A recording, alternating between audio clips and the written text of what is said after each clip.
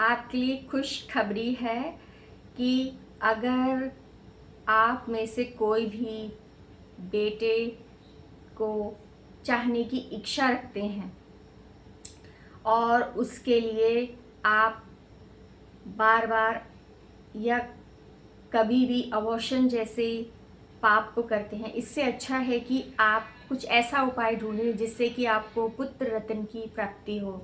उसके लिए हमारे शास्त्रों में संस्कार बताए गए हैं। मेनली 16 संस्कार होते हैं, जन्म से लेकर मृत्यु तक संस्कार बताए गए हैं। उसमें से एक संस्कार है गर्भधान संस्कार, जो आज का मनुष्य बिल्कुल भूल चुका है। ना कोई संस्कारों के बारे में पूछता है और ना ही फिर कोई बताता भी नहीं। तो गर्भधान संस्कार एक बहुत ही दिव्य अलौकिक संस्कार है। गर्भाधान किस समय किया जाए? अगर सही समय पर सही मुहूर्त में गर्भाधान पुत्र प्राप्ति की इच्छा से, कामना से किया जाए तो हमारे शास्त्रों में ऐसी ऐसी चमत्कारिक बातें हैं जिससे कि आपको पुत्र या पुत्री रत्न की प्राप्ति हो सकती है। ऐसी ऐसी दवाइयाँ हैं, ऐसा ऐसा समय बताया गया है गर्भाधान का। गर्भाधान से 1-2 महीने पहले ही ऐसी ऐसी दिव्य चमत्कारी बातें बताई जाती हैं जिससे कि आप एक अपने मनपसंद के बालक को जन्म दे सकते हैं।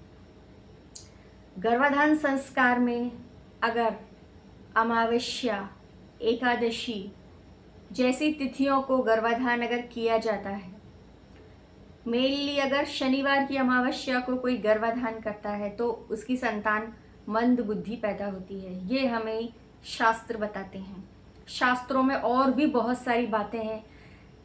गर्भ में कन्या की हत्या करना, जांच करवाना, उससे अच्छा है कि आप पहले से ही खुद ही अपनी संतान को प्राप्त करने के लिए शास्त्रों में बताए हुए तरीकों को अपनाएं।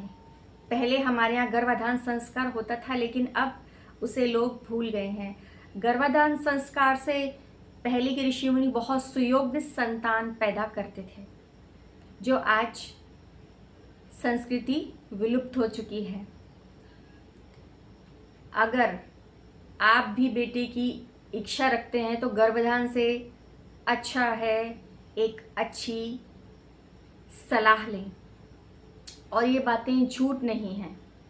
शास्त्रों में बताया गया है कि गलत समय पे गर्भाधान करने पर राक्षस जैसी संतान भी उत्पन्न हो सकती हैं।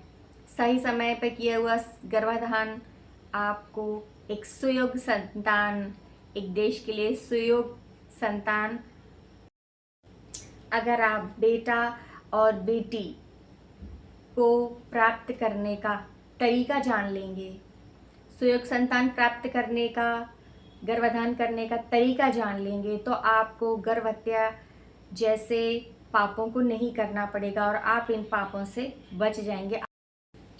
हमारी आज की युवा पीढ़ियों को ये बातें बतानी चाहिए ताकि वो गर्भ हत्या जैसे पापों से बच जाएंगे और वो आत्माएं भी बच जाएंगी जिनके साथ बहुत बुरा व्यवहार होता है। ये माँ जगदम्बे का, भगवान शिव का संदेश है आप सभी के लिए।